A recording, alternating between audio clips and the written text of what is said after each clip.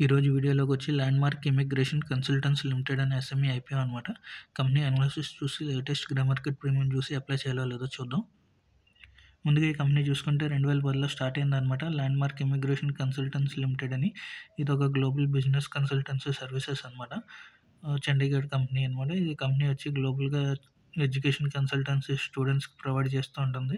అలాగే వీసా ద్వారా tourism, business అలాగే పర్మనెంట్ రెసిడెన్సీ గురించి కెనడాలోనే చూస్తూ ఉంటుందన్నమాట మెయిన్ బిజినెస్ వచ్చి.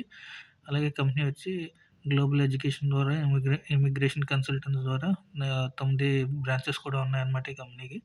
30 కెనడా ఇన్స్టిట్యూషన్స్‌తో టైఅప్ అయ్యి ఉందన్నమాట ఈ కంపెనీ. మెయిన్‌గా పిల్లలకి ఎడ్యుకేషన్ ద్వారా చూసుకుంటూ ఉంటుంది. అలాగే ఎవరైనా తిరగడానికి గానీ, బిజినెస్ గానీ ఏమైనా చూడాలనుకుంటే వీళ్ళందరికీ క్లయింట్స్‌కి పాస్‌పోర్ట్స్ అవి ప్రొవైడ్ చేస్తూ ఉంటుందన్నమాట.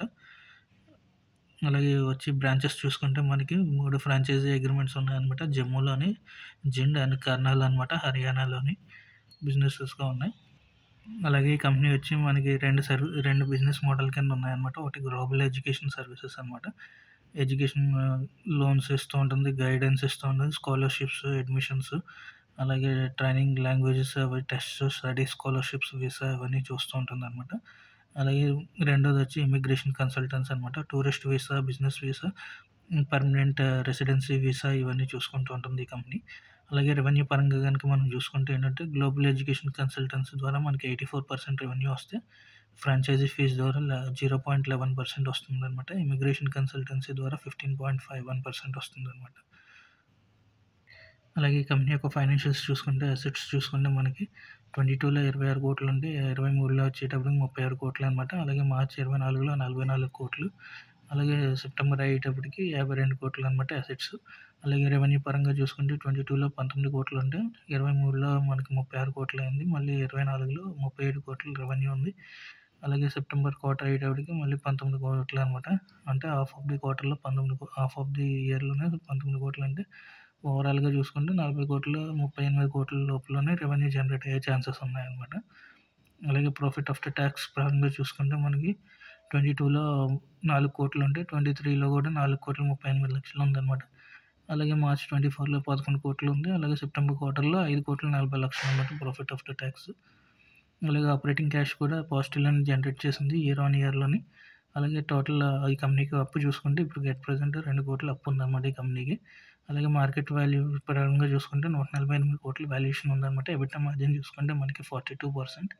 అలాగే ప్యాట్ మార్జిన్ చూసుకుంటే 32% ఉంది. అలాగే కీ పెర్ఫార్మెన్స్ ఇండికేటర్ చూసుకుంటే ఆర్ఓఈ చూసుకుంటే 35% ఉంది. అప్పు చూసుకుంటే 0.02 అనమాట.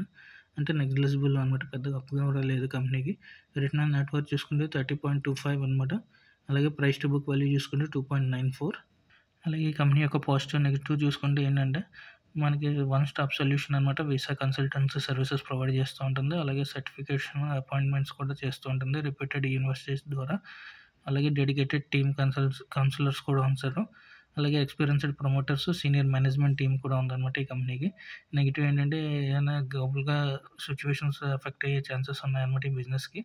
అంటే ఏంటంటే ఏమైనా కరోనా టైప్ ప్రాబ్లమ్స్ గానీ, లేదంటే ఏమైనా ఇప్పుడు అమెరికాలో వీసాస్ ప్రొవైడ్ చేయాలనుకున్నప్పుడు అమెరికా నుంచి ట్రంప్ ఏమన్నా అనౌన్స్ చేశారంటే ఇది ఈ కంపెనీకి రెవెన్యూ మీద ఎఫెక్ట్ పడే ఛాన్సెస్ ఉంటాయన్నమాట. అలాగని కెనడా గవర్నమెంట్ కూడా ఏమన్నా బ్యాన్ చేయడం ఇలాంటివి ఏమైనా చేసిందంటే మొత్తం ఈ కంపెనీ మీద రెవెన్యూ ఎఫెక్ట్ పడే ఛాన్సెస్ ఉంటాయన్నమాట. అలాగే మెయిన్ ఆబ్జెక్టివ్ ఏంటంటే క్యాపిటల్ ఎక్స్‌పెండిచర్ అనమాట. కంపెనీకి సెట్టింగ్ అప్ న్యూ బ్రాంచెస్ చేసుకోవడానికి అనమాట. అలాగే అడ్వర్టైజ్మెంట్ ఎక్స్‌పెన్సెస్ అనమాట.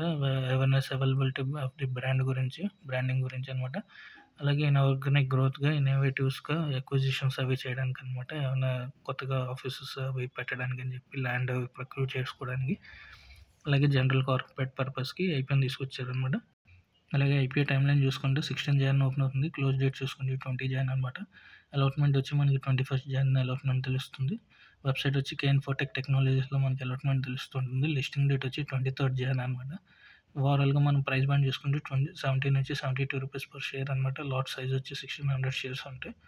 టోటల్ సైజ్ వచ్చి 40 క్రోర్స్ 32 లాక్స్ అనమాట. మొత్తం అంతా ఫ్రెష్ ఇష్యూవే. ఫేస్ వాల్యూ చూసుకుంటే 10 రూపీస్ పర్ షేర్ అనమాట. ఓవరాల్‌గా ఐపీఓ రివ్యూ ఏంటంటే కంపెనీ అయితే రీ రీజనబుల్‌గానే వాల్యుయేషన్స్ తీసుకొచ్చారు. రెవెన్యూ కూడా గ్రోత్ గాని, ప్రాఫిట్ గాని ఇంక్రిమెంట్ ఉందనమాట ఇయర్ ఆన్ ఇయర్‌లో. అలాగే మెయిన్ బిజినెస్ కూడా మనకి కెనడా నుంచే వస్తుంది కాబట్టి ఈ కంపెనీకి అదే కొంచెం ఎఫెక్ట్ పడే ఛాన్సెస్ ఉంటాయన్నమాట. ఏమైనా ఛాన్సెస్ ఉంటే ఏంటంటే ఇప్పుడున్న ఐపీఓలన్నీ లిస్టింగ్స్ బానే ఇస్తున్నాయి కాబట్టి దీంట్లో కూడా ఎవరైనా లిస్టింగ్ గెయిన్స్‌కి అప్లై చేసుకోవచ్చు అంటే అప్లై చేసుకోవచ్చు. కాకపోతే ఏంటంటే గ్రే మార్కెట్ ప్రీమియం ప్రస్తుతానికి చూస్తే రూ. 12 ఉందనమాట. 17% ప్రాఫిట్ చూపిస్తున్నారు. అంటే రూ. 19,200 ప్రాఫిట్ వస్తుందనమాట. సో, డే 1, డే 2లో సబ్స్క్రిప్షన్ బట్టి ఇంకా పెరిగే ఛాన్సెస్ ఉన్నాయి కాబట్టి ఇది అప్లై చేసుకుంటే లిస్టింగ్ గెయిన్స్‌కి అప్లై చేసుకోవచ్చు గానీ లాంగ్ టర్మ్‌కి అప్లై చేయాలంటే మాత్రం అంత సూటబుల్ కాదనమాట. ఎందుకంటే ఎప్పటికప్పుడు మార్కెట్ కండిషన్స్, జియోలాజికల్ కండిషన్స్‌ని బట్టి డిపెండ్ అయ్యి ఉంటుంది కాబట్టి ఈ బిజినెస్. దాని మీద మీరు చూసుకొని మీరు అప్లై చేయాలంటే అప్లై చేయొచ్చు. నేనైతే అప్లై చేయట్లేదనమాట. Thank you for watching.